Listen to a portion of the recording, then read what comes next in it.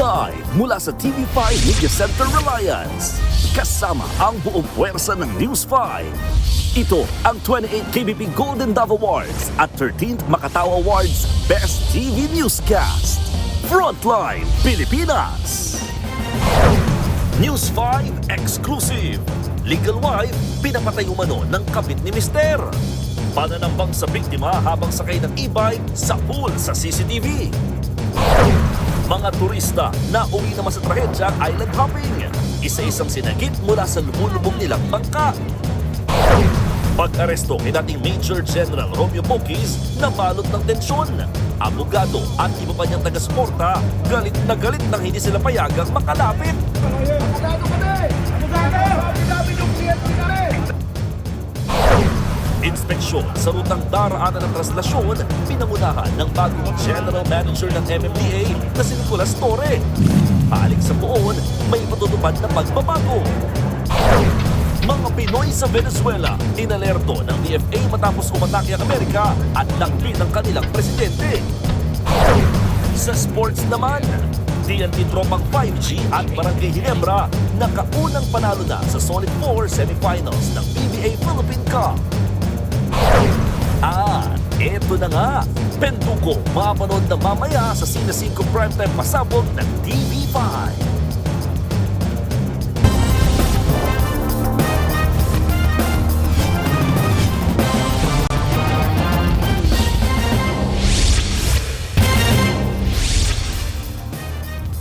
Nauwi sa trahedya ang island hopping ng higit 20 turista sa probinsya ng Quezon. Isa-isa silang sinagip matapos lumubog ang sinasakyan nilang bangka. Nasa frontline ng balitang yan, si Mon Gualvez. Todo kapit ang mga sakay ng bangka na yan habang humahampas sa mga alon sa dagat malapit sa San Andres, Quezon. Unti-unti nang lumulubog ang bangka nila na butas pala. Imbis na makapag-island hopping, nalagi pa sa alanganin ng buhay nila. Kwento ng kasama ng isang pasahero, sumakay sila ng bangka sa San Andres Port para makarating ng Burias Island. Nahati raw sa dalawang grupo ang mga turista dahil hindi sila kasya sa iisang bangka. Nagtaka raw ang mga naiwan sa pantalan nang ilang oras silang nawalan ng kontak sa mga kasama nilang naunang umalis. Nagtaka kami kasi dapat ang biyahe nila 1.5 hours to 2 hours lang kung masama yung panahon. Pero ilang oras na wala pa ring update. Naka-receive kami ng chat sa GC namin na butas daw yung boat nila tapos nanghihingi ng tulong urgent SOS. Rumesponde naman ng Philippine Coast Guard. Nagpadala sila ng rescue boat para makuha ang mga 23 pasahero ng lumulubog na bangka. 11 ang nagtamo ng minor injury. Ligtas na ang lagay nila ngayon. Nagbabalita mula sa frontline, Mon Gualvez, News 5. Apektado ang kita ng mga e-trike driver. Ngayong bawal na sila sa mga pangunahing kalsada sa Metro Manila. Hiling ng grupo ng e-vehicle owners. Maglabas na ng mas malinaw na guidelines ang pagpapatupad ng ban. Nasa frontline ng balitang yan, si Dave Abuel. Halos buong araw nakatambay ang namamasada ng e-trike na si Nor Ali sa may bandang Rojas Boulevard sa Pasay. Ipinagbabawal at tinitikitan na kasi ng Land Transportation Office ang pagdaan ng mga e-trike at e-bike sa mga pangunahing kalsada, kabilang na ang Rojas Boulevard, EDSA, C5 Road at Quirino Avenue. Papalawigin pa yan sa Commonwealth at Quezon Avenue sa Quezon City, pati na rin sa Marcos at Sumulong Highway sa Rizal at Marikina. Bawas tuloy ngayon ang kita ni Nor. Problemado siya kung paanong mababayaran ng e-trike na hinuhulugan pa niya. Dati kasi kumikita kami ng minsan 700, minsan din pag magandang biyahe, nakakita na 1,000. Ngayon, hindi ka paabot ng 500 eh. Ayon sa mga enforcer ng LTO, 37 ang nasita nila ngayong araw sa Quirino Avenue, pero hindi muna sila tinikitan. Hindi gaya sa Rojas Boulevard na may 4 na sampulan. Isa dyan ang driver ng e-trike na ito na magdi-deliver lang sana ng mga panindang jersey sa Baclaran kaya dumaan sa Rojas Boulevard. Hindi na po. Wala na, hindi ko na rin po dadalhin to. Kaya first time ko lang din po kasi mahuli ang LTO dito. Nauna nang sinabi ng LTO ang hakbang na ito ay para sa kaligtasan ng mga motorista at mga commuter. Ang mga highway raw ay para lamang sa mga mas mabibilis na sasakyan. Pabor naman daw sa e-trike ban ang grupong Electric Vehicles Association of the Philippines. Pero humihiling sila ng mas maayos na guidelines sa implementation. There is an Administrative Order 039-2021 that we were able to establish, and that is on the categories on the models that are units that can be used on specific roads. Sinuspend po nila yung EO na yan eh. They have to make a review daw kasi meron daw mga implicators or meron mga kailangan i-review. Dagdag pa ng grupo, handa naman silang tumulong sa gobyerno sa pagsasaayos ng guidelines na akma sa Electric Vehicle Industry Development Act o EVIDA Law. Nagbabalita mula sa Frontline, Dave Abuel, News 5. Fully operational na ulit ang mga inayos na bahagi ng EDSA busway sa Pasay. Live mula sa EDSA Tramo, nasa frontline na balitang yan si Ian Suyu. Ian, kumusta ang traffic dyan sa mga sandaling ito?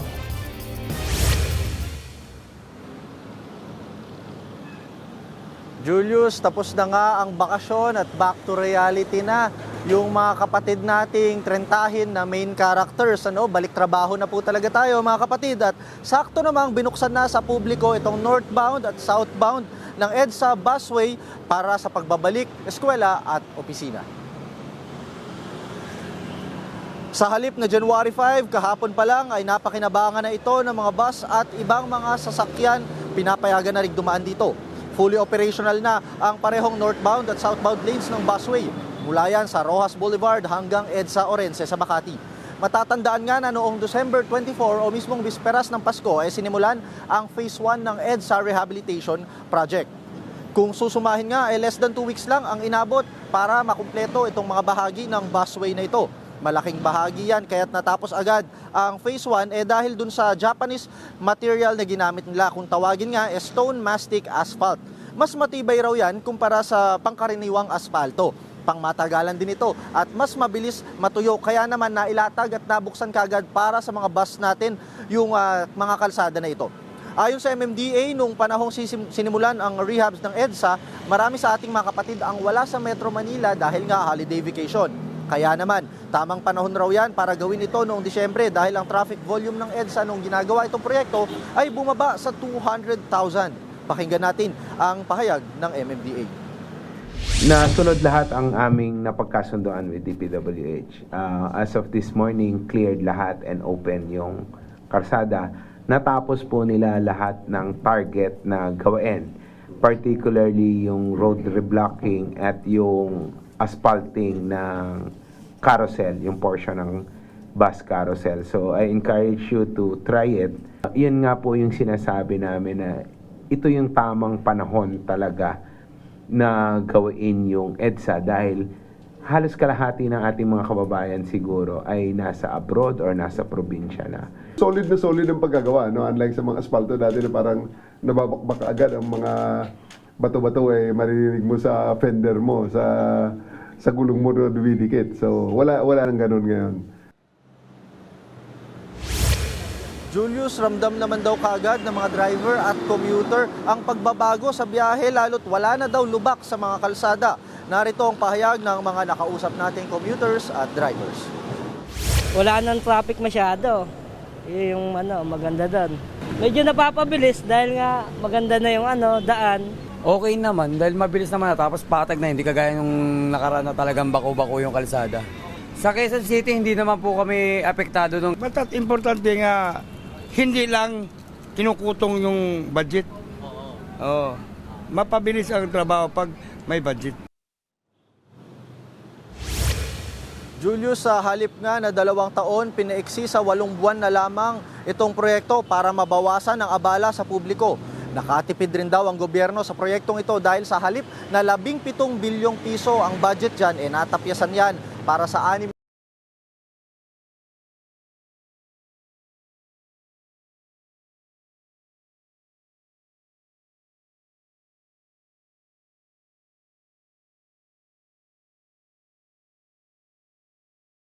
ng madaling araw. Mula Lunes hanggang Biyernes ay gagawin yung asphalt overlay, habang tuwing Sabado at Linggo naman ay magsasagawa ng overlay at reblocking ng isang lane. Magtatagal umano ang roadworks na ito hanggang sa May 31. Julius, sa ngayon nga makikita mo sa aking likuran, ito na yung southbound ng EDSA Tramo, patungo na yan sa may MOA, at kung mapapansin mo, maluwag yung daloy ng mga sasakyan dito. Dagdag kaalaman na rin para sa ating mga kapatid, no, kung curious sila kung ano ba yung asphalt overlay na yan, parang almost 3 to 4 inches yung ipinatong na aspalto at patag naman, no, base sa observation natin, yung ginawang paglatag dito sa proyektong ito. Tansyahan natin yan kanina, no? At kahit magpapatuloy rin daw ang pagpapagawa nito or yung next portion ng rehabilitation project, nilinaw ng DPWH na tuloy-tuloy pa rin naman daw na ipapagamit yung mga kalsada. Kung gabi aayusin, umaga daw bubuksan kagad yung kalsada at papadaanan yung ating mga kapatid. Yan muna ang latest mula dito sa EDSA. Julius? Maraming salamat, Ian Suyu. Nadiskubre ang isang bangkay sa loob ng storage box na palutang-lutang sa ilog sa Camarines Sur. Ang bangkay nanggaling pa raw sa Laguna. Nasa frontline ng balitang yan, si Mobile Journal, Kayla Macantang. Pinatay, ikinahon sa inabandona. Itong kalunos-unos na sinapit ng isang babae sa Camarines Norte.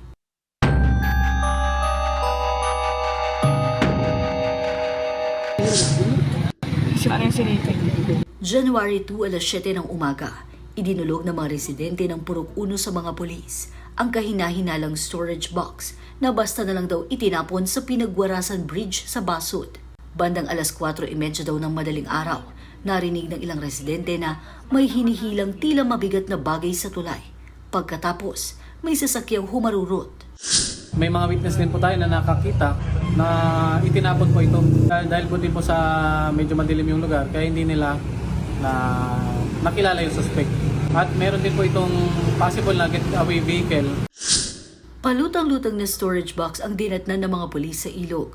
Pagbukas nila rito, tumambad ang bangkay ng isang di kilalang babae na balot ng kulay brown na kumot. Nakasuot siya ng puting t-shirt at black leggings at may tattoo sa braso at dibdib. Tansya ng mga otoridad, nasa bandang 30 hanggang 40 anyos ang babae. Sa backtracking na ginawa ng Basud MPS, nalaman na ibinyahe sa pampublikong bus ang bangkay mula Turbina Terminal sa Calamba, Laguna. Sa estribo ng bus ipinuwesto ang storage box na idineklara raw ng hindi pa nakikilalang suspect na groceries ang laman. Panawagan ng otoridad sa may posibleng impormasyon sa biktima, agad makipagtulungan sa kanila. Pag na-identify po natin ang biktima, magkakaroon po tayo ng possible person of interest. Patuloy po ang ating pag-identify at pag-hot person po sa ating suspect. Hindi po natin ito titigilan hanggang hindi po natin nahuli. Naglabas ng Basud Municipal Police ng composite sketch ng suspect para sa agarang pagkakakilanlan at pag-aresto. Nagbabalita mula sa frontline. Mobile Journal, Kayla Macantang. Pinagbabaril ng mga delivery driver ang magbayaw na empleyado ng isang warehouse sa Maynila. Nagalit daw ang mga suspect na sa tagal ng mga biktima na magbayad ng delivery fee. Nasa frontline ng balitang yan si Dave Abuel. Abala ang mga empleyado ng isang warehouse sa Quiapo, Maynila nang biglang barilin ng isa sa mga delivery driver ang dalawang empleyado na pawang magbayaw. Sapul sa video ang malapitang pamamaril ng gunman sa mga biktimang halos nakahiga na sa lapag.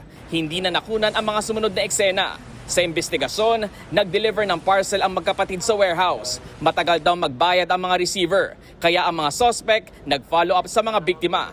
Yun nga lang, nauwian sa alitan hanggang sa nagkapisikalan. Siguro may hindi nasabing maganda, yun yung pinagsimulan ng away nila. Allegedly, nauna tong manuntok yung biktima natin and then nag-retaliate yung suspect and then sa yung kapatid na suspect, hindi na niya maawat Kumuha siya ng baril dun sa truck. Dead on the spot ang isa sa magbayaw na 2 beses tinamaan sa dibdib. Nagpapagaling naman ang isa pang biktima na tinamaan naman sa spinal cord. Nagtago ang mga suspect matapos ang krimen pero parehas silang naaresto. Ang mismong gunman natunton sa Batangas Port. Sinama natin yung asawa for questioning. Itong ang suspect, yung gunner natin is pauwi na ng Bacolod. Nasa boarding na siya nung time na yun na nahuli natin siya sa Batangas Port. Ang kapatid naman ng sospek na aresto sa Bulacan. Siya ang nagturo kung saan itinapon ang ginamit na baril na napag-alamang hindi lisensyado. Pareha silang nasa kustodiya ng Manila Police District. Depensa ng mga sospek, 1 oras na sila nag-aantay sa bayad, pero ang ibinigay puro reklamo. Yung isa doon na kisaw-saw ba sa in-check na kukunin namin, sisingilin na namin yung bayad ng shipping ba. Ngayon, nagtalo sila, hindi ko alam. Mga self-defense lang yung ginagawa. Pinagtulungan na kami ng mga yon. Mensahe niya sa pamilya ng mga biktima. Humingi ng pasensya sa pamilya kasi hindi ko namin sinasadya yun na ganun mangyayari. Kasi plano namin kasi hanap buhay lang talaga, hindi naman gulo, hindi naman ganito. Maharap sila sa reklamong murder at frustrated murder. Nagbabalita mula sa Frontline, Dave Abuel, News 5. Inaresto si retired Air Force Major General Romeo Poquiz dahil sa kasong inciting to sedition. Kaugnayan ng paghihikayat umano ni Poquiz sa militar na bawiin ang suporta kay Pangulong Bongbong Marcos sa kilos protesta noong Nobyembre. Nasa frontline ng balitang yan, Simon Gualvez.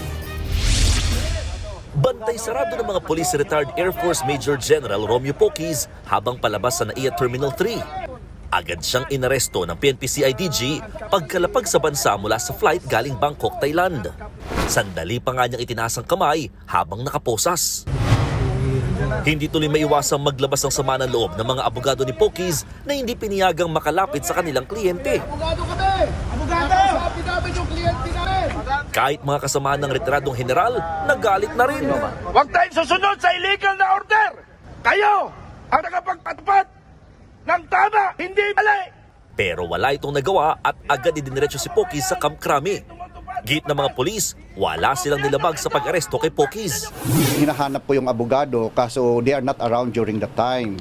At kami is andyan na yung aeroplano, dumating na yung si General Poquiz, we have to go up para i-serve yung warrant. Then binasahan naman namin ng Miranda rights niya. Okay, we informed him of his case. We have done the proper procedure. Meron naman tayong mga recording. Naglabas din sila ng video na binasahan ng Miranda rights si Poquiz habang inaaresto. Gawin na aresto sa inciting to sedition. Kasong inciting to sedition ang isinampalaban sa dating opisyal. Nag-ugat yan sa kanilang protesta kontra korupsyon noong Nobyembre sa People Power Monument. Bukod sa pagsasalita umano laban sa pamahalaan, hinikayat din daw ni Poquiz ang militar na bawiin ang suporta kay Pangulong Bongbong Marcos. Pero tingin na kanyang mga abogado, tila napuntirya ang mga kritiko. Yung aarestuhin, akala namin yung malaking isda, hindi yung retired Armed Forces of the Philippines officer. No? Kung gusto namin manggulo, kung yan ang gusto namin mangyari, 1 batalyon lang. Hindi namin kailangan ng buong Armed Forces. Kinahaponan, idiniretso na si Poquiz sa Quezon City Regional Trial Court Branch 77. Ang korte naglabas ng arrest warrant laban sa kanya. Agad nagbayad ng 48,000 pesos na piyansa ang kanyang kampo para sa kanyang pansamantalang paglaya. Paninindigan ni Poquiz, wala siyang ginawang mali at hindi raw siya mapipigilang magsalita para tuluyang mapanagot ang mga nasa likod ng katiwalian. 5 buwan na. Dapat ang kinakasuhan, kinukulong yung mga nagnanakaw ng bilyon-bilyon, mga trilyon-trilyon. Hindi itong tulad ko naman. Tayo lamang ay nagpapahayag ng ating damdamin, yung pot at galit dito sa matinding korupsyon na ito na nangyari sa ating bayan. Sa isang pahayag ng Armed Forces of the Philippines, sinusuportahan daw nito ang hangarin ng bansa sa mabuting pamamahala. Pero git ng AFP, ang laban kontra korupsyon ay dapat umiiral sa legal na paraan at alinsunod pa rin sa saligang batas. Nakatakda ang arraignment o pagbasa ng sakdal kay Poquiz sa January 14.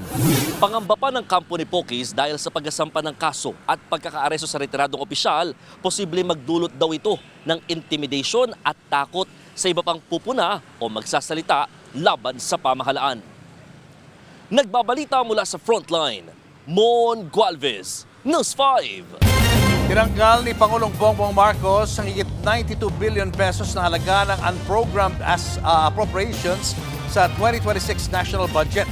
Higit ng Pangulo, hindi blankong cheque ang unprogrammed funds. Nasa frontline na balitang yan si Maricel Halili. Pinirmahan na ni Pangulong Bongbong Marcos ang 6.7 trillion pesos na 2026 national budget. Pero hindi lahat ng sinumite ng Bicameral Conference Committee nakalusot. Vinito ng Pangulo ang ilang items sa ilalim ng unprogrammed appropriations na nagkakahalaga ng 92.5 billion pesos. Ang unprogrammed appropriations ay pondo o programa na magagamit lang kapag mas mataas ang koleksyon ng buwis o kita kaysa target o may dagdag na foreign loans o grants. Babala noon ng ilang mambabatas at kritiko, pwede itong magamit sa korupsyon. We acknowledge the support of Congress in limiting the unprogrammed appropriations to essential needs. However, I push further and reduce it to the absolute bare minimum. This shall be at the level lowest since 2019. Let me be clear. The unprogrammed appropriations are not blank checks. We will not allow the unprogrammed appropriations to be misused or treated as a backdoor for discretionary spending. Ayon sa Department of Budget and Management, 3 items na lang ang natira sa unprogrammed appropriations. Kasama na ang support to foreign assisted projects, revised AFP modernization program at risk management program. Pagtitiyak ng DBM, hindi na mauulit ang mga pang-aabuso noon sa UA. Yung pag-validate yan, of course, aside from that validation, we need to, of course, kailangan natin ma-meet yung requirements or even triggers. One is, when we have excess revenue, that's the time that we can also unlock that program. It should be aligned with the plan of the national government. Second, it should have ready for implementation, of course, and of course, yung ating prioritization as far as the agency is concerned. Pero nandyan pa rin ang tanong tungkol sa medical assistance for indigent and financially incapacitated patients at iba pang ayuda programs. Dahil daw dito, parang nagkakaroon ng utang na loob ang mga tao sa politiko o patronage politics. Pero si Pangulong Marcos na mismo nagsabi, bawal ang epal. Politicians shall be barred from the distribution of any financial aid, and we shall ensure that the support reaches the intended beneficiaries without patronage. Walang bawas, walang kulang. Malaki pa rin ang kabuuang halaga ng confidential funds na nasa 11.8 billion pesos. Kahit na mas mababa ito kumpara sa higit 12 billion nung nakaraang taon. 4.5 billion dito ang mapupunta sa Office of the President. Pero giit ng Malacanang, may transparency sa paggasta nito. The OP reports directly to the Senate President and to the Speaker of the House. So the OP submits reports to the House of Representatives and to the Senate President. Sir, last na talaga And to from... COA. Yes, sir. Sa gitna ng issue sa flood control scandal, may 15.7 billion pesos pa rin nakalaan dito sa 2026 budget. Paglilinaw ng DBM, para lamang ito sa foreign-assisted flood control projects dahil may kontrata na ang mga ito. Pagtitiyak ng Pangulo, Sa ating mga kababayan, dama po namin ang inyong agam-agam at pangamba sa nakaraang budget. Kaisa ninyo ako sa pagnanais na masiguro ang bawat pisong buwis ay mapupunta sa tamang proyekto at sa tunay na pangangailangan ng ating taong bayan. Naririnig namin po kayo. nagbabalita mula sa Frontline. Maricel Halili, News 5. Suportado ng mga senador ang pagvito ni Pangulong Bongbong Marcos sa bahagi ng unprogrammed appropriations sa 2026 national budget. Tingin naman ng ilan ang mababang trust ratings ang nagtulak sa Pangulo na magveto. Nasa frontline ng balita niyan, si May Ann Los Baños. I stand firm. Cleanest budget ever. Ganyan inilarawan ni Senate President Tito Soto ang 6.7 trillion pesos na 2026 national budget na pinirmahan ni Pangulong Bongbong Marcos. Sabi ni Senate President Tito Soto, pinakamalinis na budget ito, pero parang gusto raw ng Pangulo na mas malinis pa ang pambansang pondo. Binigyang diin din daw ni PBBM ang provision sa budget para maiwasan ang patronage politics o anti-epal sa mga ayuda program. Sang-ayon din daw si Soto sa pagvito ng Pangulo sa halos 92.5 billion pesos na unprogrammed appropriations dahil posible raw itong maabuso. Happy and satisfied din daw si Senate President Pro Tempore Ping Lacson sa 2026 national budget. Sa mga listahan daw ng unprogrammed appropriations, 2 lang daw ang sa tingin niya ay dapat matira. Yan ang pondo para sa Foreign Assisted Projects at Revised AFP Modernization Program, na kabilang din sa natira talaga. Sabi naman ni Senator Erwin Tulfo, ito ang budget na magbabalik ng tiwala ng taong bayan sa pamahalaan. Ang pag-veto raw sa unprogrammed funds ay hakbang para sa ganap at tunay na pananagutan. Nauna nang kinwestiyon ni Senator Erwin Tulfo ang pagpapanatili ng BICAM sa 243 billion pesos na halaga ng unprogrammed funds. Dagdag pa ni Tulfo, bagamat nagawa ng Senado at Kamara na isulong ang transparency sa pagbalangkas ng budget, mahigpit pa rin daw nilang babantayan kung paano ipatutupad ang bawat proyekto para masigurong walang makakalusot na substandard o ghost projects. Tingin naman ng political analyst si Professor Dennis Coronacion, bagamat kailangan ang pag-veto sa bahagi ng unprogrammed appropriations, posible pa rin daw nakaapekto sa mababang trust rating si PBBM ang naging desisyon niyang ito.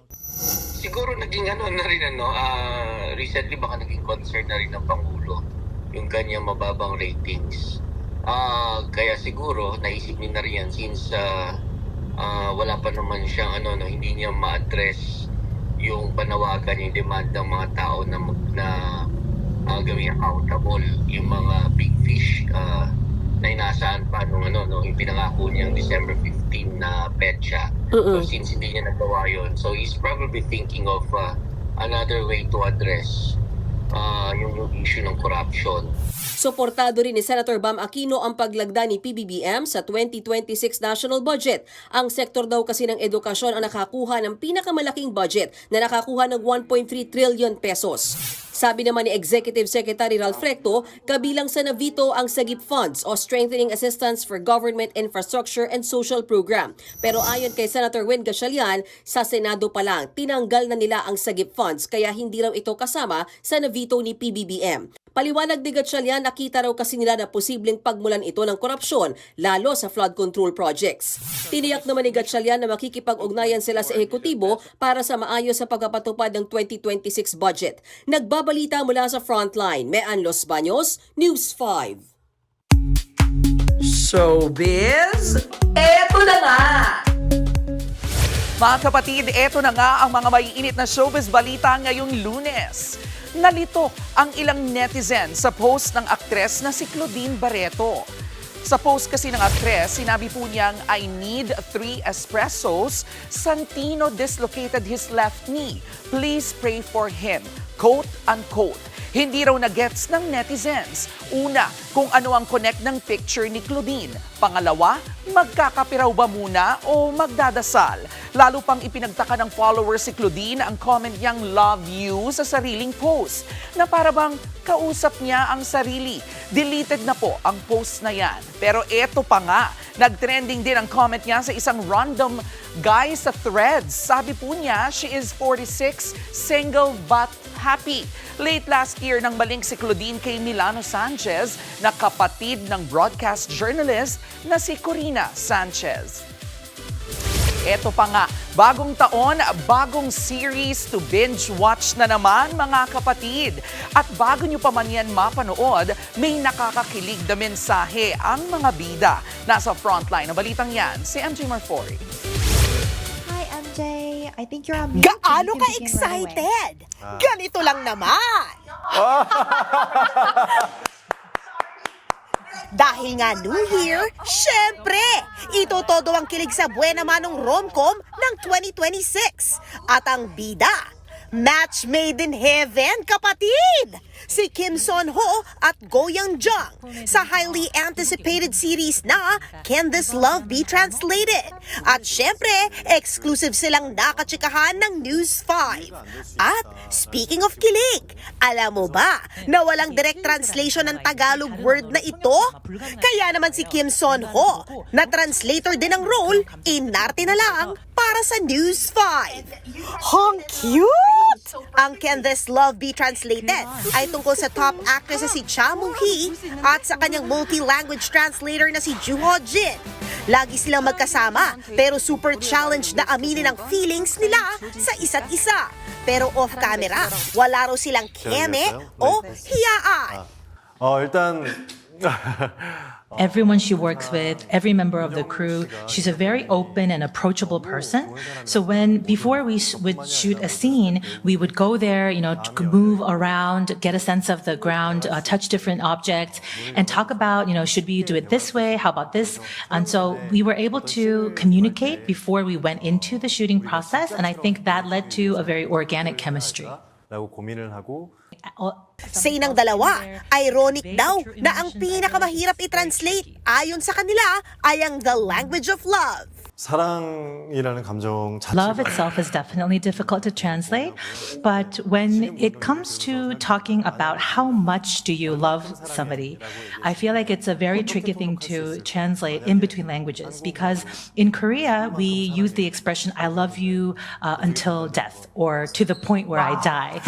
But I feel like in a different language, having the word death or die in there may come off differently. Love can also have different meanings. It can mean that you want to be romantically together. It can mean that you care for the other person, or you can just be very grateful or thankful to the other person. And also, words of love can be used in different circumstances and can carry different meanings. So that's why I think it's the most difficult. Si Go Yoon-jung ay hinangaan sa Alchemy of Souls, Resident Playbook at movie. Si Kim Son-ho naman ay isa sa may pinakamalaking Pinoy fandom dahil sa kanyang portrayal as good boy sa startup at hometown cha-cha-cha. May mensahe naman siya sa News 5. Yes. Congratulations. That's it. Oh yeah. Go ahead. Thank you so much for bringing amazing energy to the interview. It was a long day of interviews and we really needed that. So thank you. Thank you so much for that. Cutie points talaga. Mapapanood na ang Can This Love Be Translated this January 16 sa Netflix. Nagbabalita mula sa Frontline. MJ Marfori, News 5. Susunod, abutan ng droga sa pulsa video. Suspect na si Q, arestado. Matapos takpi ng Amerika si Nicolas Maduro, si Trump muna ngayon ang nagpapatakbo ng Venezuela. Sa gitna ng kaguluhan ngayon, mga Pilipinong nakatira sa Venezuela, pinag-iingat ng ating pamahalaan. At Penduko starring Matteo Gudicelli, mapapanood na mamaya dito sa TV5. Abangan ang lahat ng yan sa pagbabalik ng Frontline Pilipinas.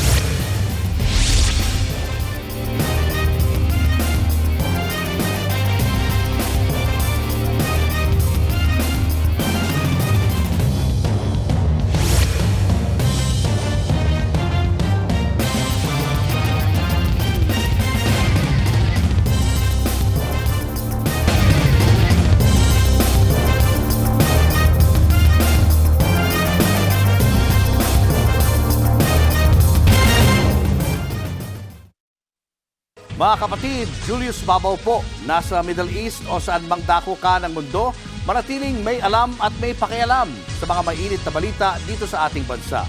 Simulan po natin ang bawat araw sa tuloy-tuloy na balitaan sa Frontline. Mag-follow at mag-subscribe sa social media pages ng News 5.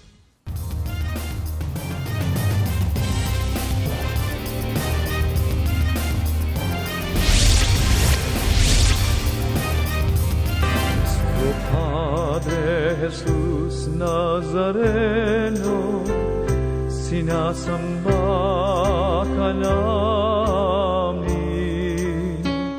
Ininspeksyon na ang Quirino Grandstand para sa pahalik sa imahe ng Poong Jesus Nazareno sa Miyerkules. Live mula sa Quirino Grandstand, nasa frontline ng balitang yan si Gerard de la Peña. Gerard, kumusta na ang paghahanda para sa pahalik? Julius, naghahanda na nga mga otoridad para sa pista ng Nazareno kung saan may ipapatupad na ilang mga pagbabago kumpara doon sa nakaraang taon. At isa sa mga namumuno sa paghahanda nito ay ang bagong General Manager ng MMDA, ang dating PNP Chief Nicolas Torre III. Binubuo na ang entablado sa Quirino Grandstand kung saan ilalagay ang imahe ng Jesus Nazareno na gagamitin sa pahalik ngayong Miyerkules at Huwebes. Nagsagawa ng isang walkthrough ang mga otoridad na pinangunahan ng bagong talagang General Manager ng MMDA na si dating PNP Chief Nicolas Torre III. Dito raw nila malalaman kung uubra ba ang pinaplanong pagbabago sa gagawing pahalik. Ina-anticipate kasi na ang senyor ay dadaan sa direksyon ng Manila Hotel dahil dyan lalabas eh. So, as much as possible, binabawasan ng ating mga planners yung volume ng tao dyan. So, ang mga deboto na magpa-participate doon sa pahalik ay pupunta ron sa area and then babalik din dito sa pinanggalingan nila. So that binabawasan natin ang tao na pumunta doon sa area ng daanan. Malaking abala raw kasi kung hahayaang sa Katigbak Backdrive o sa harap ng Manila Hotel lalabas ang mga deboto. Based on experience, alam nyo, may umiiral minsan ng kapilyuhan ng mga kapatid natin. Diyan ho sa likuran ng grandstand, may nagdadala ho dyan ng mga estandarte, di ba, pinagbabawal natin. May pipila sa pahalik, pati yung time and motion, naaaral na nila. Tapos bababa ho dyan sa may parang garahe ng DPWH sa gilid ng grandstand. Doon na ho naghihimpil yung mga yan. Tapos sa likuran ho, doon sa may H2O Hotel, nandun yung mga estandarte nila. Sinasampa sa bakod. Mas marami rin daw ang inaasahang dadalo sa pahalik at lalong mas marami ring inaasahang dadalo sa mismong traslasyon dahil natapat ito ng Biyernes, ang araw ng Quiapo para sa mga deboto. Now, mas doble ang aming in-expect. Like nung Thanksgiving natin, mas maraming tao. Nung replica blessing, dumoble ang ating mga replicang nagpa-bless. Dahil naging national celebration na po ang Nazareno, in-expect natin na mas madaming deboto ang dudumog. Bukas ng umaga, isasara na ang ilang bahagi sa palibot ng Quirino Grandstand. Target din ng mga organizer na mapaikli sa 15 oras ang traslasyon kumpara sa nasa 20 oras noong nakaraang taon. Kaya may pagbabago rin sa disenyo ng andas. Ang dating 3 gulong, 4 na ngayon. May manibela na rin ito ngayon, kaya mas madali raw ito imaniobra. May pakiusap nga lang ang mga organizer sa mga deboto. Nakikiusap po kami, mga kapatid. No? Huwag na ho muna tayo mag-ala Superman sa pagkakataong ito, lalong-lalo na ho yung sumasampa sa ibabaw, sa pinakabubungan ng andas. No? Isa ho yan sa mga ipakikiusap natin, mga kapatid. Hayaan natin ang ating mahal na senyor, ang bukod tanging nasa ibabaw. Ang paghahanda sa Nazareno ang unang sabak sa trabaho ni Torre matapos maitalaga sa MMDA. Siya na rin ang magiging opisyal na tagapagsalita ng MMDA. Tututukan daw niya ang pagdidisiplina sa mga enforcer, lalo na yung mga nasasangkot sa gulo. Sa mga emergency, sisikapin naman daw maipatupad sa MMDA ang 5-minute rule. Dapat ang mga aksidente na yan, mabilis na mapuntahan, maimbestigahan at maalis. So we'll set benchmark like 5 minutes sa responde, 10 minutes to 15 minutes sa clearing para wala nang obstruction kaagad. Balik sa normal flow. Julius, kanina ay nandito yung iba't ibang grupo ng mga deboto para sa isang final briefing. At ang sabi ng mga organizers dito, final touches na lamang sila at sa Miyerkules, all systems go na, handang-handa na sila. Julius. Maraming salamat, Gerard de la Peña.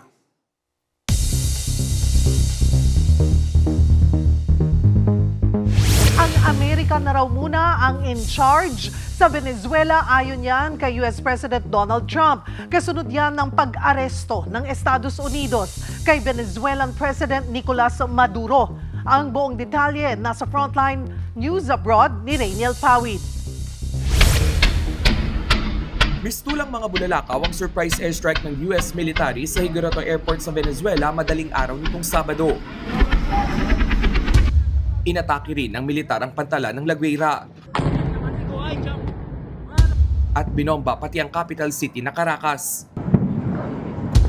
Nakamonitor si US President Donald Trump kasama ang Central Intelligence Agency o CIA sa isinagawang pag-atake. Halos magdamagan yan. Base sa ulat, 5 lokasyon sa Venezuela ang pinilay ng Amerika. Ayon sa Venezuelan authorities, marami ang nasawi sa airstrike pero wala pa silang inilalabas na datos.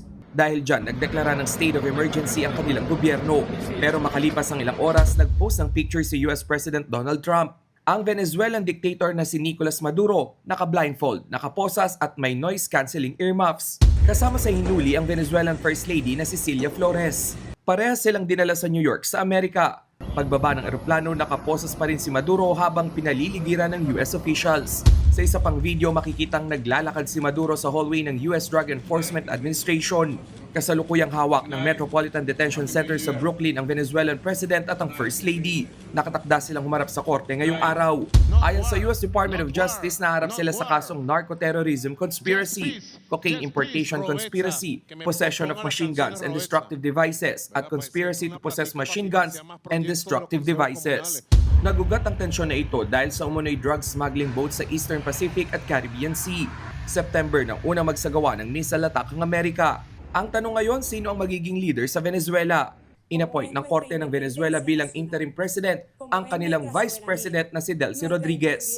Pero para kay US President Trump, we're in charge. We're not going to invest anything. We're going to just take care of the country. We're going to cherish the country. Bukod nga riyan, target din daw ni Trump na hawakan ng oil reserve ng Venezuela. Katunayan, may plano na sila. We're going to have big investments by the oil companies to bring back the infrastructure. And the oil companies are ready to go. Hati naman ang opinyon ng world leader sa pag-aresto sa Venezuelan dictator. Para sa Prime Minister ng United Kingdom, matagal na nilang suportado na palitan ang namumuno sa Venezuela. Tinawag nilang illegitimate president si Maduro. Ganyan din ang posisyon ng Espanya, pero hindi raw nila kinikilala ang intervention ng ibang bansa, lalo kung ito'y labag sa international law. Binati naman Israeli Prime Minister Benjamin Netanyahu si Trump. Saludo raw siya sa aniyay matatapang na sundalo ng Amerika. Ang China kinondena ang Amerika sa paggamit ng dahas. Nananawagan sila sa Amerika na sumunod sa international law. Ganon din ang Russia. Nananawagan silang palayain si Maduro at ang kanyang asawa. Para naman kay French President Emmanuel Macron, dapat maging mapayapa at demokratiko ang pagpapalit ng liderato. Dapat din daw respetuhin ang kagustuhan ng mga mamamayan ng Venezuela. Ang legalidad naman ng pag-aresto at paghawak ng Amerika sa Venezuela ang pag-uusapan ngayon sa United Nations. Pero una na nitong sinabi na naaalarma sila sa paglala ng tensyon at sa posibleng epekto nito sa rehiyon. Si Pope Leo XIV naman ang unang American Pope na nawagan na panatilihing independent nation ang Venezuela. Nagbabalita mula sa frontline, Rainiel Pawid, News 5. Pinag-iingat ng pamahalaan ng mga Pinoy na nakatira sa Venezuela. Pero may epekto kaya dito sa atin ang tensyon, lalo't Venezuela ang isa sa may pinakamalaking reserba ng langis sa buong mundo. Nagbabalik si Rainiel Pawid. Tumitindi ang tensyon ng Venezuela at Amerika mula sa halos magdamagang airstrike, pag-aresto kay Venezuelan dictator Nicolas Maduro at First Lady Cilia Flores, hanggang sa ilipad at ititain sila sa Metropolitan Detention Center sa Brooklyn, New York sa Amerika. Magulo ang mga nangyayari dahil dyan inalerto ng Department of Foreign Affairs ang 74 na Pinoy na nagtatrabaho at naninirahan sa Venezuela. Sabi ni DFA spokesperson Angelica Escalona, patuloy ang kanilang monitoring sa sitwasyon sa Venezuela at handa sila sa anumang tulong na kakailanganin ng mga Pinoy roon. Panawagan ng Pilipinas sa US at Venezuelan governments tumalima sa international law para maging ligtas ang lahat, lalo na ang mga Pinoy sa Venezuela at mga karatig nitong bansa. Ngayong hawak ng Amerika ang presidente ng Venezuela, sinabi ni US President Donald Trump na sila ang in charge o magpapatakbo sa Venezuela. Sila rin daw ang hahawak ng oil reserve ng bansa. Ang tanong, anong posibleng epekto nito sa Pilipinas? Speculative ho ang magiging impact. Kasi wala ho talaga tong less than 1% ho ito. At ang kliyente lang ho nito na matapang talaga na kumukuha dyan ay China. Venezuela kasi ang largest proven oil reserve sa buong mundo. Sa programa ng Money Talks ng One News, sinabi ng ekonomista at market strategist na si Jonathan Ravelas na sakaling buksan ang Venezuelan oil sa Asian markets, maganda ang epekto nito sa bansa. Hopefully the outcome will actually be lower oil prices now that probably the Venezuelan oil will have more opportunities to go into the global market. So that should be good for the Philippines, particularly we're a net importing country. Pero kahit walang epekto, nangangalampag pa rin ang ilang grupo sa ginawa ng Amerika sa Venezuela. Nagsagawa ng lightning protest sa US Embassy ang mga grupong buklura ng manggagawang Pilipino, Partido Lakas ng Masa, Samahan ng Progresibong Kabataan at Sanlakas. Kinondena rin ng ilang mambabatas ang ginawa ng Amerika. Isa nga riyan si Senator Risa Hontiveros. Tinawag niya rin itong grave violation sa international law. Ayon pa kay Hontiveros, walang bansa ang dapat na umatake sa isang independent state. Ang ikinababahala pa raw ng senadora ang malawak at matagalang epekto ng nangyayari sa buong mundo, lalo na sa Pilipinas na vulnerable sa pang-aangkin ng China. International law concern din ang naging pahayag ni Senator Amy Marcos. Ang nangyari raw pag-aresto sa leader ng Venezuela, posibleng may epekto sa global affairs. Si ML Party List Representative Laila de Lima, sinabi na sa pag-atake ng Amerika sa Venezuela, posibleng tumindi pa ang agresyon ng makapangyarihang bansa. Posible raw na manormalize nito ang pagsakop ng Russia sa Ukraine, ang agresibong pagpapalawak ng China sa South and East China Sea, at ang genocide ng Israel sa Palestinian people. Nagbabalita mula sa Frontline, Rainiel Pawid, News 5.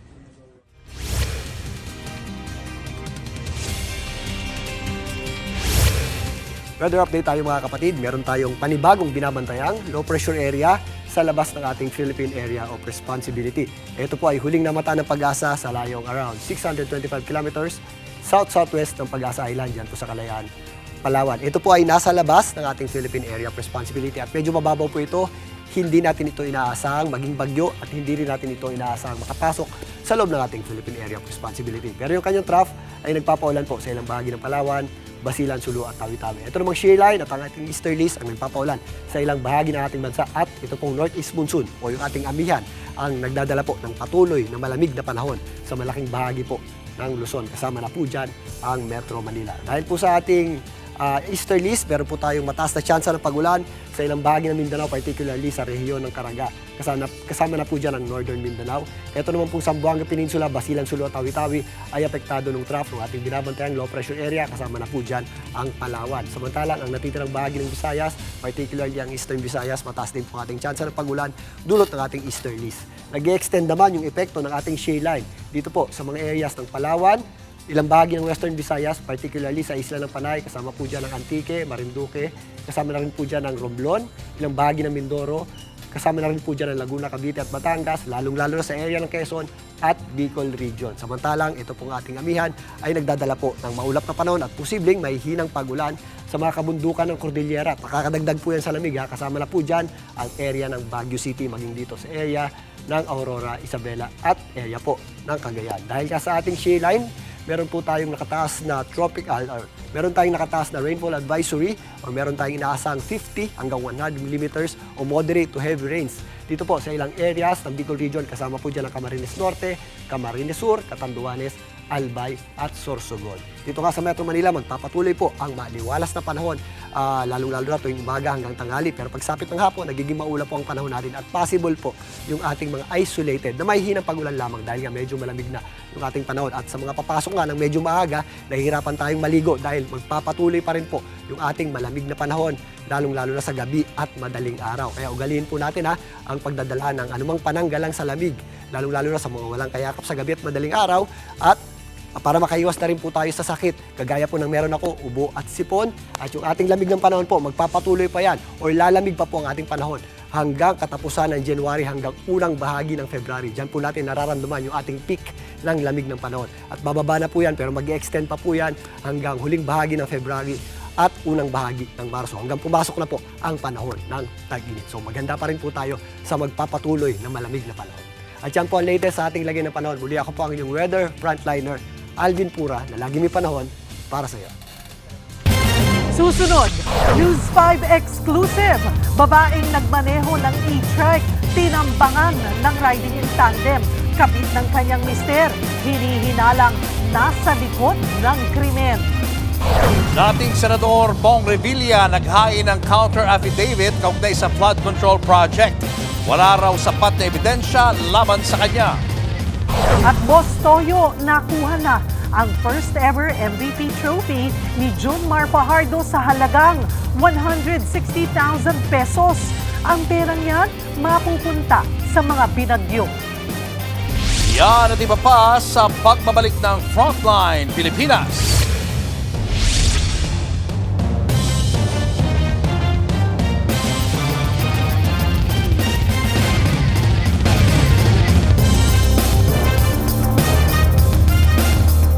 Mga kapatid, Julius Babaw po, nasa Middle East o sa amang dako ka ng mundo, manatiling may alam at may pakialam sa mga mainit na balita dito sa ating bansa. Simulan po natin ang bawat araw sa tuloy-tuloy na balitaan sa Frontline. Mag-follow at mag-subscribe sa social media pages ng News 5.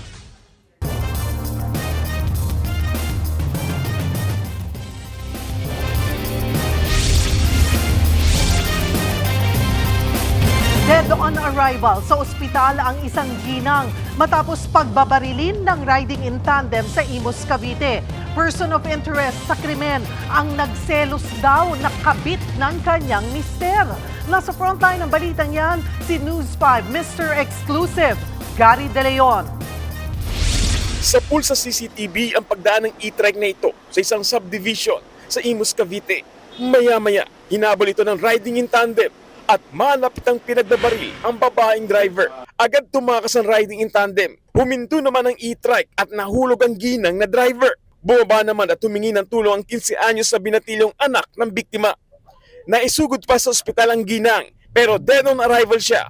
Ayon sa barangay, galing ng convenience store ang mag-ina at inabangan ng riding in tandem. Nagkataon din na walang naka-duty na gwardiya ang subdivision kaya nakapasok sa gate ang riding in tandem. Nakabang na yung gunman. Kaya pagpasok ko dito, sinundan nila dito sa ano. Selos ang nakikitang anggulo sa krimen. Person of interest ang kasalukuyang kalib-in ng legal na asawa ng biktima. Ayon sa mga pulis, tila hindi raw kasi natanggap ng person of interest na hindi sa kanya nagpasko at bagong taon ang kanyang kinakasama. Umuwi kasi ito sa kanyang legal wife pero hindi raw matanggap ng asawa ng biktima na posibleng may kinalaman nga ang kanyang karelasyon. Hindi ko alam, sir. Hindi naman siguro magagawa niyo yung sir, yung isa, sir. Wala man akong kaaway dito, sir. Hindi ko alam.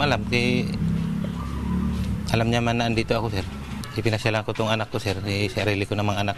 Pero aminado si Mister na nagseselos ang kanyang kalib-in. Mahirap daw sa ngayon ang kanyang naging sitwasyon dahil nawalan siya ng tunay na asawa. Mawawalay naman sa kanilang ina ang kanyang mga anak sa kalib-in. Sakaling mapatunayang sangkot ito sa krimen at makulong. Tinutugis muna ng mga pulis ang riding in tandem bago imbitahan ang person of interest. Patuloy ang backtracking at forward tracking sa CCTV para mahuli ang dalawang gunman. Nagbabalita mula sa frontline, Gary De Leon, News 5. Personal na nagtungo sa Department of Justice si dating Senador Bong Revilla para maghain ng kanyang counter affidavit kaugnay ng bagong reklamong isinampa laban sa kanya. Ang reklamo ay may kinalaman sa Manay Ghost Flood Control Project sa Bulacan. Hindi na nagpaunlak ng panayam ang dating senador pero ayon sa kampo ni Revilla, walang sapat na ebidensya para idawit siya sa mga alegasyon. Git ng kanyang abogado, listahan lamang ng mga proyekto mula sa DPWH at mga pahayag nina dating DPWH Undersecretary Roberto Bernardo at dating DPWH Engineer Henry Alcantara ang naging basehan ng reklamo. Isiniwalat ni Bernardo na nag-deliver umano siya ng 125 million pesos at 250 million pesos na dinala ng kanyang aide sa bahay ni Revilla. Marinyang itinanggi ng kampo ng dating senador. Sa ngayon, inaaral pa ng DOJ ang sinumiteng counter affidavit bago magpasya kung itutuloy pa ang kaso. Sa unang pagdinig ng kaso kaugnay ng flood control projects via video conference, humarap sa korte ang contractor na si Sara Vizcaya at 8 pang opisyal ng DPWH Davao Occidental. Isinagawa ang hearing kanina sa Regional Trial Court Branch 27 sa Lapu-Lapu City. Isa-isang tinawag ng hukom si Sara at ang iba pang mga akusado na kasalukuyang nasa BJMP facility. Nahaharap sila sa mga kasong graft at malversation sa mga flood control project. Sa pagdinig, iniharap ng depensa ang motion to quash o motion para ibasura ang kaso. Kasabay ng motion na manatili sa custody ng National Bureau of Investigation ang mga dokumento at ebidensya. Iginit din ng depensa na wala raw sa kapangyarihan ng prosekusyon ang pagsasagawa ng ganitong uri ng pagdinig at humiling sila na ilipat ang kaso sa Regional Trial Court Branch 20 sa Davao Occidental at Pasay City. Ayon sa legal counsel ng depensa, ang mga kaso ay dapat dinggin kung saan naganap ang pinag-uusapang krimen nang sa gayon ay maiwasan ang anumang miscarriage of justice. Giit naman ng prosecution, ang paglilipat ng venue ay walang epekto sa merito ng kaso. Kapag tinanggihan ng hukuman ang mga mosyon, itutuloy ang pagdinig sa January 30.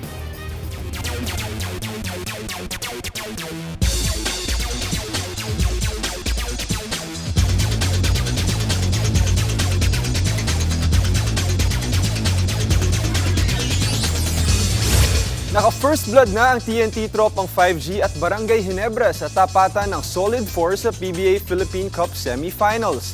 Nasa frontline ng balitang yan si Ian Suyu. Maganda ang simula ng Meralco Bolts sa tapatan nila ng sister team na TNT tropang 5G sa Game 1 ng PBA Philippine Cup Semifinals. Executing X's and O's here in the first half. Oh, race on. Sa isang punto, nakalamang pa ng 21 points ang Bolts, pero nagbago ang ihip ng hangin sa huling yugto. Here's Chris Newsom. Newsom driving out of Tana. Newsom taking it strong. Unti-unting dumikit ang tropa hanggang tuluyang makalamang. Final score, 100-95. Nagtala ng 28 points si Calvin Oftana para pangunahan ang TNT. Hawak na ng tropa ang 1-0 lead sa best of 7 series. In game number 1. Sister teams din ng Barangay Ginebra at San Miguel Beermen ang nagharap sa kabilang serye.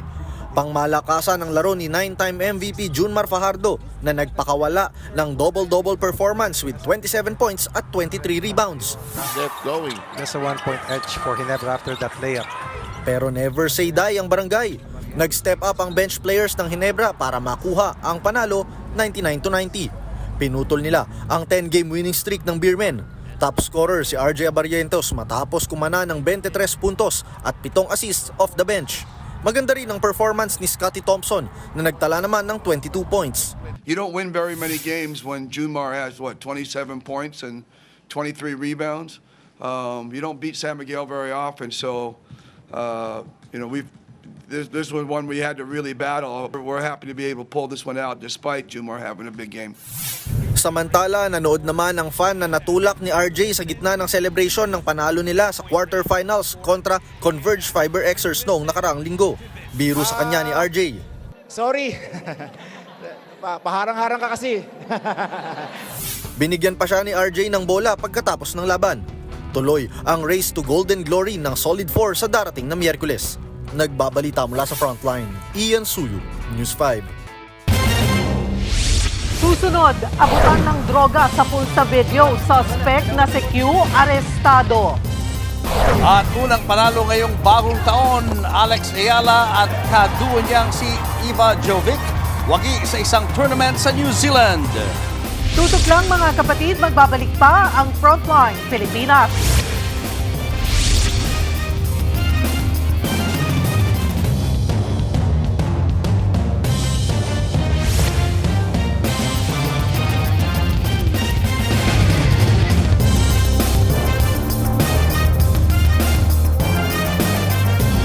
Mga kapatid, Cheryl Cosim po. Nasa Estados Unidos, Canada o saan mang dako ka ng mundo, manatiling may alam at may pakialam sa mga mainit na balita dito sa ating bansa.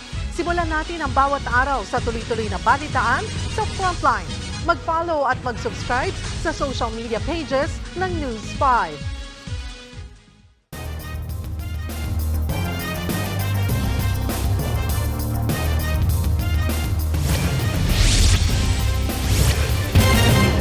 Timbog ang isang sikyo na tulak umano ng droga sa Kidapawan City.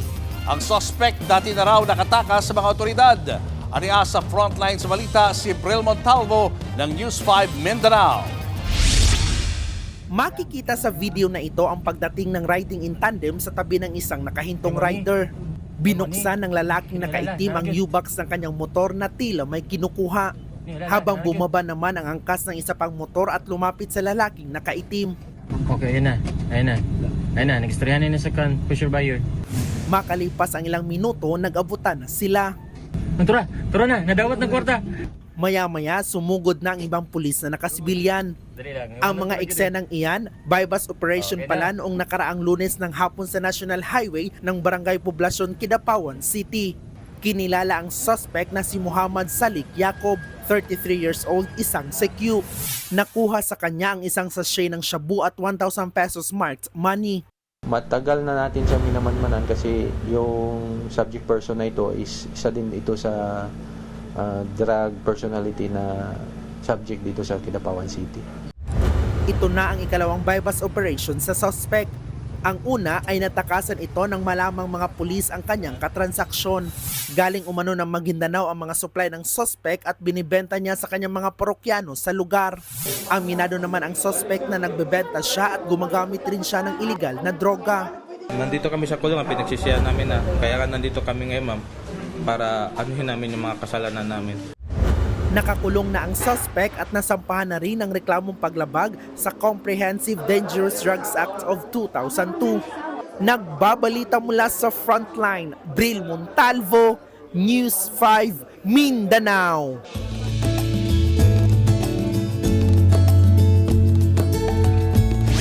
Nagkita na sina PBA star Junmar Fajardo at social media personality Boss Toyo. Personal na ibinigay ni Junmar ang kanyang trophy na binili ni Boss Toyo sa nagdaang nating Tulong Kapatid live selling. Narito ang report. May public service talaga and update. Nobyembre nang gawin ng TV5 ang Tulong Mga Kapatid Mine for a Cause live selling. Ang malilikom na pera para sa mga biktima ng mga nagdaang bagyong Tino at Juan. Tampok dyan ang brand new at pre-loved items ng paborito nating kapatid stars, athletes at journos. Kabilang sa mga nagmine ang social media personality na si Boss Toyo. Nakuha niya ang kauna-unahang Most Valuable Player Trophy ni PBA star Junmar Fajardo sa halagang 160,000 pesos. Special sa akin yung MVP na to kasi ito yung first MVP ko. Lahat ng pinagdaanan ko, hirap, sakripisyo, pawis, dugo, nandito sa trophy to. Bibigay ko to, i-donate ko to, ipapa-auction ko to. Kasi para sa akin, special yung mga taga Cebu para sa akin. Kasi nga, balik ta rin man ang mundo, proud Cebuano ako. Ngayon, nakuha na ni Boss Toyo ang item. Merong auction yung TV5, yung Junmar first MVP niya. Tapos sakto yun, nasa charity din ako ng time na yun. So sabi ko, hindi ko pwedeng palagpasin yung isang gantong klase na PBA memorabilia. Gulat din talaga ako, di ba, for charity na binigay ni Junmar. Kasi for me, kunyari ako si Junmar, sa tingin ko walang halaga yung gantong klaseng trophy kasi first MVP ko to sa PBA. Bukod sa pagtulong sa alagang kapatid, tiniyak ni Boss Toyo na tatagal for younger generations ang trophy na yan. Pag-i-stay to kasi Junmar to the GOAT para sa PBA. So kailangan nandun lang to sa museum namin. Ang trophy ni Junmar itinuturing na pinakamahalagang bagay na naibahagi sa alagang kapatid. Through the purchase of the trophy, mas malaki yung mararating natin at mas maraming tao yung mabibigyan pa ng tulong. Showbiz, eto na nga! Ito na nga, another first sa Free TV. Mapapanood niyo na po mga kapatid ang adventures ni Penduko. Starring Mateo Guricelli as Pedro, isang young man from Cebu na may superpowers. Panoorin ang pakikipaglaban ni Penduko laban sa kadiliman sa Cine 5 Primetime ng TV5, 8:45 p.m.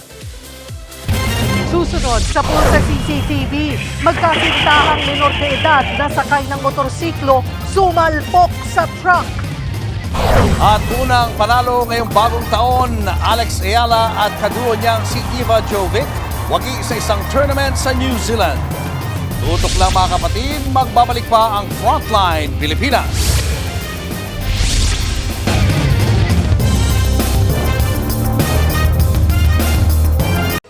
Mga kapatid, Cheryl Cosim po.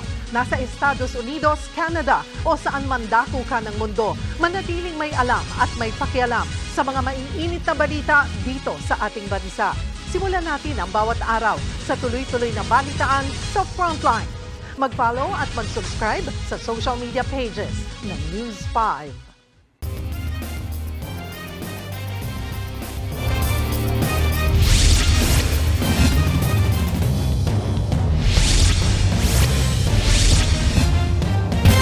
Sugatan sa aksidente ang magkasintahang menor de edad sa Kidapawan City. Sumalpok sa truck ang sinasakyan nilang motorsiklo.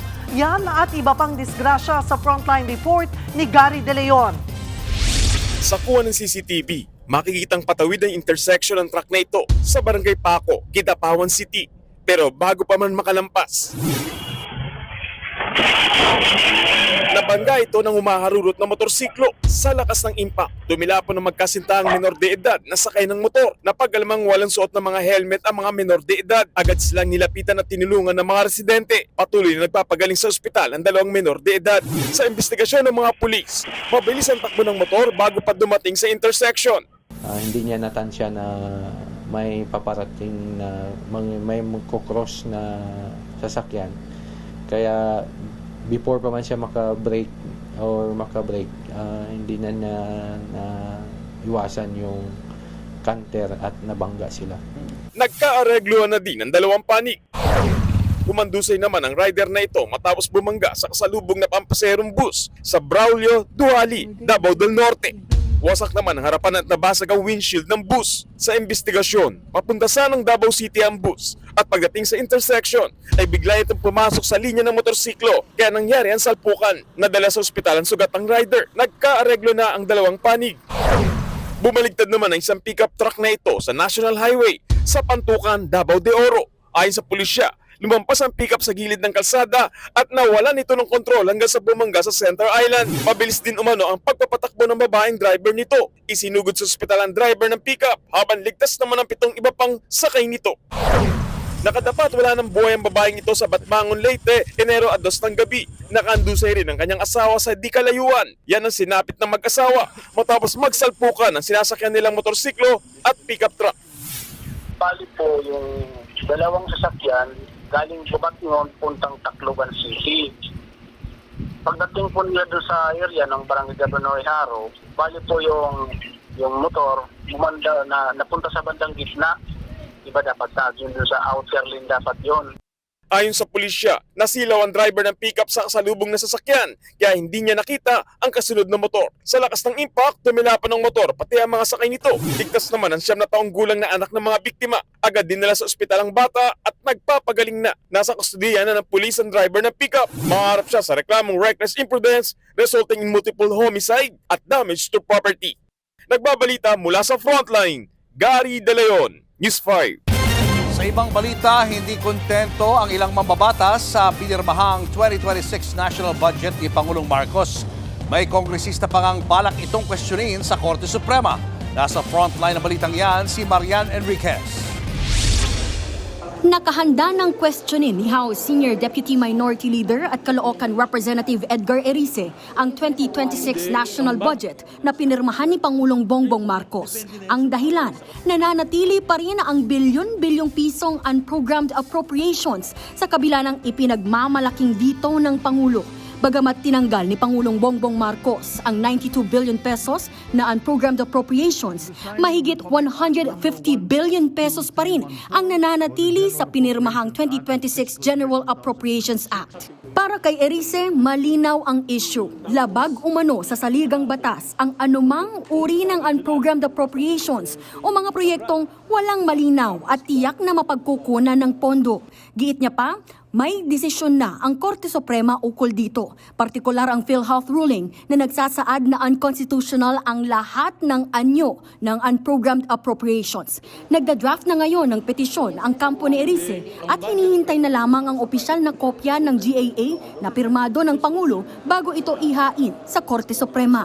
Mahalaga din na matuldukan na ito, na ma-define na talaga ng Korte Suprema kung talaga bang ang ganitong uri ng pagbabudget na walang katapat na source of financing ay labag sa ating konstitusyon. All forms of unprogrammed appropriations are unconstitutional. So we have no choice but to question it.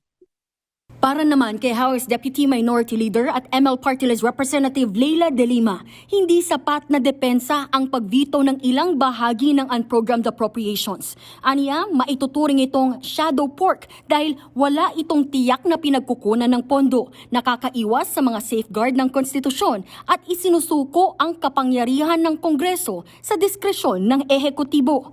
Dagdag pa niya, inamin na mismo ni Executive Secretary at dating Finance Secretary Ralph Recto na halos wala nang excess revenues na makokolekta ang gobyerno.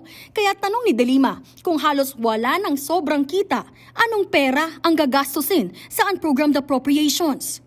Giit niya pa kung tunay na mahalaga ang isang programa, dapat itong isama sa programmed appropriations na may siguradong pondo. At kung sakaling may pondo sa hinaharap, Kongreso ang dapat magpasa ng special o supplemental budget. Ayon naman sa Makabayan Bloc, pampalubag loob lang ang ginawang veto ng Pangulo. Pinuna rin nila ang 8 billion pesos na pondo para sa NTF-LCAC sa ilalim ng Support to Barangay Development Program. General Sport Barrel daw yan. Kasama rin sa kanilang binatikos ang mahigit 11 billion pesos na confidential at intelligence funds na kulang daw sa transparency at accountability.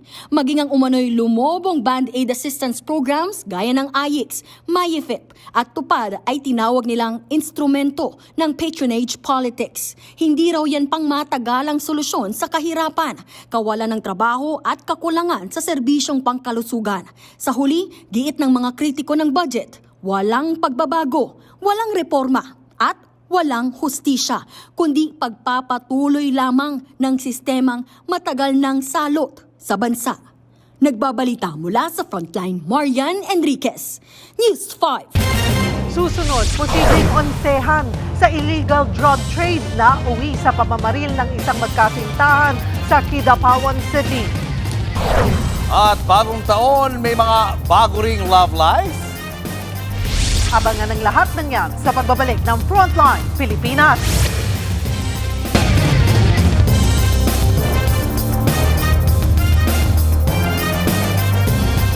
Mga kapatid, Julius Babaw po, nasa Middle East o saan mang dako ka ng mundo, manatiling may alam at may pakialam sa mga mainit na balita dito sa ating bansa.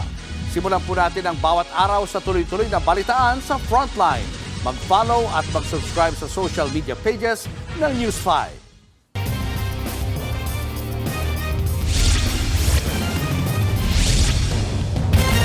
Patay matapos pagbabarilin ang isang magkasintahan sa Kidapawan City. Ang mga suspect nakatransaksyon umano ng mga biktima sa ilegal na droga. Aniya sa Frontline sa balita si Bril Montalvo ng News 5 Mindanao. Parehas duguan at wala ng buhay ang magkasintahang yan sa loob ng itim na kotse sa masukal na bahagi ng Barangay Lanao, Kidapawan City. Ang mga biktima parehas tadtad ng bala ng baril sa katawan. Bakas din ang pamamaril sa mga basag na bintana ng sasakyan. Kinilala ang magkasintahan na sina Romel Canson, 29 years old, at Crystal May Nunez, 28 years old. Parehas silang residente sa Kidapawan City. Base sa investigasyon, sangkot ang dalawa sa illegal drug trade. Nagkaroon pa sila ng transaction within the suspects and itong mga biktima. And after ng transaction nila, pinaputokan sila, nakarinig ng putok yung mga witnesses natin. Posible raw na nagkaunsehan sa transaksyon kaya nauwi ito sa pamamaril. Dati nang nakulong si Crystal May dahil sa illegal na droga habang si Romel ay nasa watchlist na ng Kidapawan Police. Nakatakda sana siyang hainan ng search warrant ngayong buwan. Ang mga suspect naman at tukoy na ng mga pulis pare-parehas ding nasa watchlist. Lumalabas na sila umano ang nagsusupply ng illegal na droga sa buong lalawigan ng Cotabato. Sa ngayon, tinutugis na ang mga suspect. Natunton ang nirentahan nilang sasakyan na inabandonan nila sa bayan ng Pikit. Kasalukuyang nasa punerarya naman ang bangkay ng mga biktima. Hindi na nagpaunlak ng panayam ang kanilang pamilya. Nagbabalita mula sa Frontline, Bril Montalvo, News 5 Mindanao. Mahigit 7 milyong pisong halaga ng ecstasy ang nasabat ng Bureau of Customs. 2 parcel na galing sa Austria at papuntang Davao City ang naharang sa Clark International Airport matapos makita sa X-ray inspection noong bispiras ng Pasko. Idineklara ang mga padala bilang car max. Pero sa loob ay mahigit 4,100 ecstasy tablets pala ang nakalagay. Isinagawa ang operasyon katuwang ang PIDEA at PNP bilang patunay ng pinaigting na kampanya kontra illegal na droga.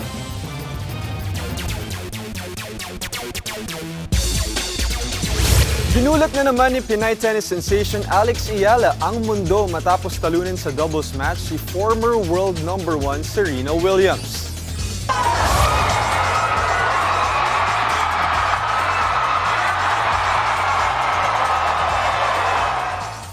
Nanaig ang mas batang duo ni na Alex at partner niyang si Iva Jovic kontra kina Serena at former world number 3 Elina Svitolina sa ASB Classic sa New Zealand. Gitgitan pa ang unang set na natapos sa score na 7-6. Pero tuluyan nang nag-dominate ang rising star sa second set, 6-1. Abante na sa quarterfinals sina Alex at Iva. Bigatin ang mga contender para sa Philippine Sports Writers Association Athlete of the Year Award na sina Gymnastics Golden Boy Carlos Yulo at Pinay tennis sensation Alex Ayala. Muling pinatunayan ni Yulo na siya ang top gymnast ng bansa matapos mag-uwi ng gold medal sa Artistic Gymnastics World Championships at Asian Championships. Nag-uwi rin siya ng 4 na bronze mula sa mga tournament na yon. Historic naman ang 2025 para kay Alex Ayala. Siya ang unang Pinay na nakaabot sa semifinals ng Miami Open. Pinutol niya rin ang higit 2 dekadang gold medal drought ng Pilipinas sa SEA Games Women's Tennis. Sa Pebrero na malalaman kung sino ang magwawagi ng award. Yan muna ang latest sa Frontline ng Sports. Ako po si Diego Dario. Susunod, isang Pinoy na damay sa nasunog na ski resort sa Switzerland. At tuna sa Japan nagkakahalaga ng 191 million pesos. Yan at iba pa sa pagbabalik ng Frontline Pilipinas.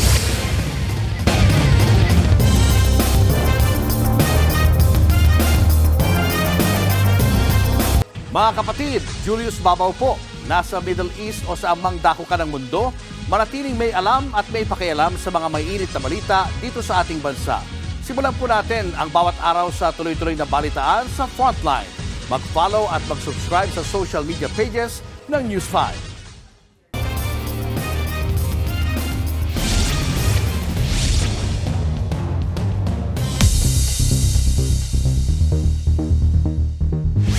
Kritikal ang isang binatilyong Pinoy na nadamay sa sunog sa isang ski resort sa Switzerland. Ayon sa Italian news outlet, kinilala ang biktima na si Kian Kaiser Talingdan, isang estudyanteng football player. Base sa report, nalapnos ang biktima ng magkasunog sa resort kasabay ng New Year's Eve. Sa ngayon, nagpapagaling pa siya sa ospital. Sobrang mahal ng binibentang tuna sa Japan. Nagkakalaga lang naman yan ng kalahating bilyong yen o katumbas ng 191 million pesos. Tapok sa auction ang bluefin tuna sa isang Japanese sushi restaurant sa Toyosu Fish Market sa Tokyo. May bigat itong 243 kilos. Ang nakakuha niyan ay ang Kiyomura Corporation, ang operator ng sikat na sushi chain na Sushi Zanmai. Ang bluefin na yan ang pinakamahal na tuna sa kasaysayan ng naturang subastahan. At ito pa ang good news. Ibebenta pa rin ang tuna na yan sa regular na presyo sa mga restaurant sa buong Japan.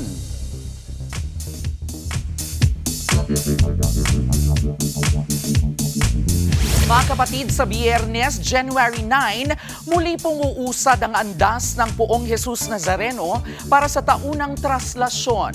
Pero alam niyo po ba, hindi lang pananampalataya ang naglalakbay, kundi pati ang kasaysayan ng Maynila. Tara, mag-history tour po tayo habang tinatahak ng andas ang mga rutang may kanya-kanyang kwento. Magsisimula ang prosesyon sa Quirino Grandstand. Noong 1946, ito po ay kilala bilang Independence Grandstand na nakapwesto malapit sa monumento ni Rizal. Taong 1949, inilipat ang grandstand sa kung nasaan na ito ngayon at ipinangalan sa nooy president na si Elpidio Quirino, kaya naging Quirino Grandstand. Sunod na daraan ang andas sa Padre Burgos. Ipinangalan sa paring martir na si Jose Burgos, isa po sa mga gumburza. Kasama sa ruta ang Ayala Bridge. Itinayo noong 1872 at noong 1908 naging kauna-unahang steel bridge sa Pilipinas.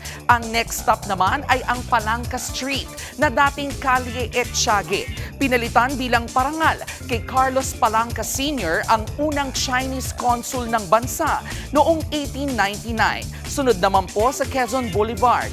Ipinangalan kay Manuel L. Quezon at itinayo noong 1939 bilang pangunahing daanan ng Maynila.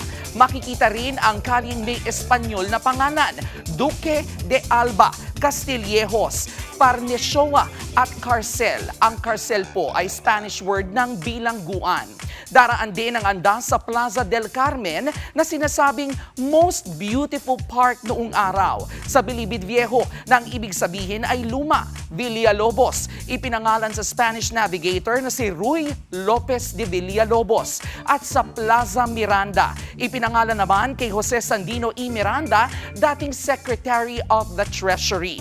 Yan na po ang last stop bago tuluyang ipasok ang puon sa Minor Basilica and National Shrine of Jesus Nazareno.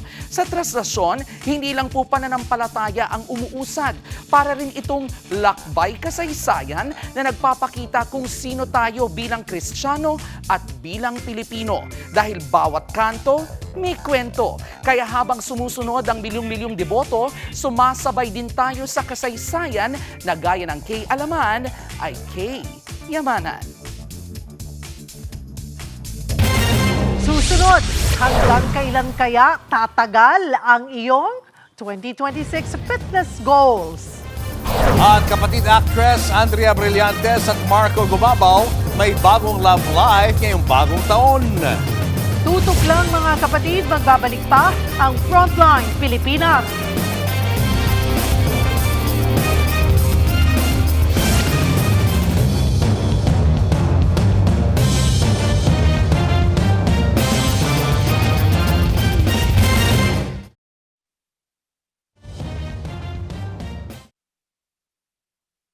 Mga kapatid, Cheryl Cosim po. Nasa Estados Unidos, Canada o saan mang dako ka ng mundo, manatiling may alam at may pakialam sa mga mainit na balita dito sa ating bansa. Simulan natin ang bawat araw sa tuloy-tuloy na balitaan sa Frontline. Mag-follow at mag-subscribe sa social media pages ng News 5.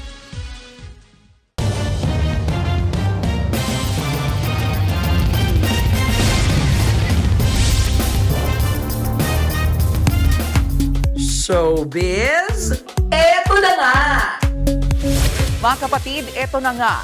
Mula po sa big screen, mapapanood na sa live theater ang award-winning movie na About Us But Not About Us. Tampok pa rin dito ang critically acclaimed tandem ni Manila's finest star Ronick Sarmenta at vibe jock Elijah Canlas. Nagaganap bilang sina Erickson, isang literature professor, at Lance, isang estudyante. Tatalakayin dito ang iba't ibang sikreto at kasinungalingan na umiikot sa kanilang samahan. Sina Ronick at Elijah masaya sa kanilang muling pagsasanib puwersa. Pangako po nila, mas pinaganda at mas pinatapang na kwento ang mapapanood sa stage adaptation. Ito pang matindi.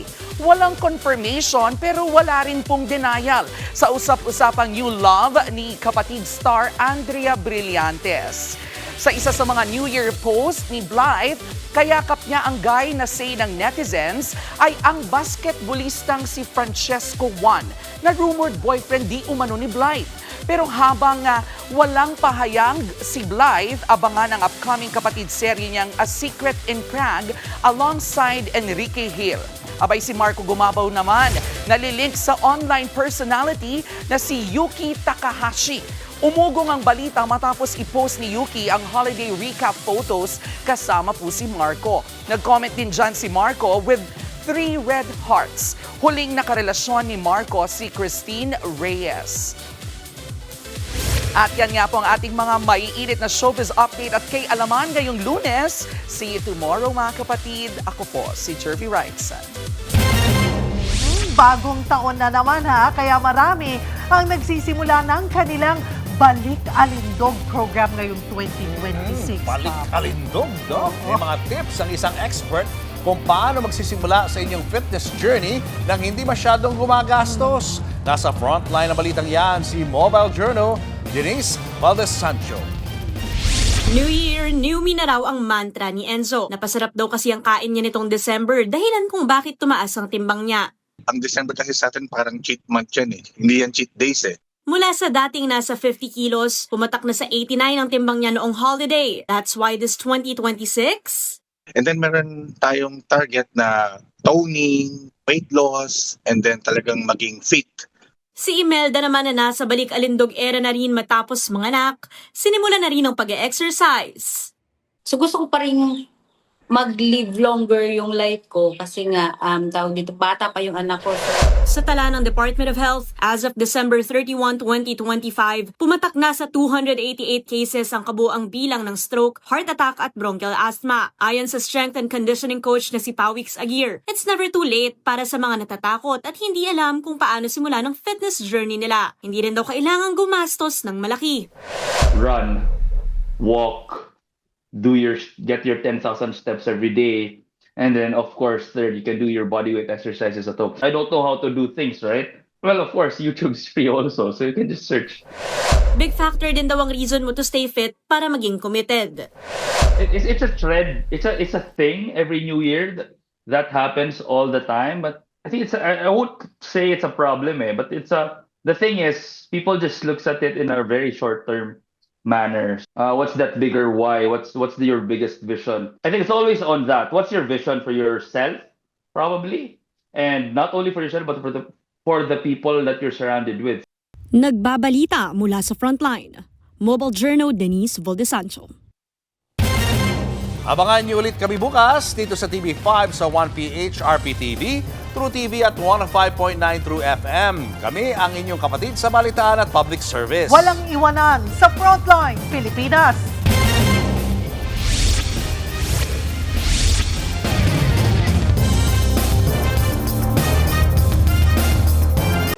Mga kapatid, Cheryl Cosing po.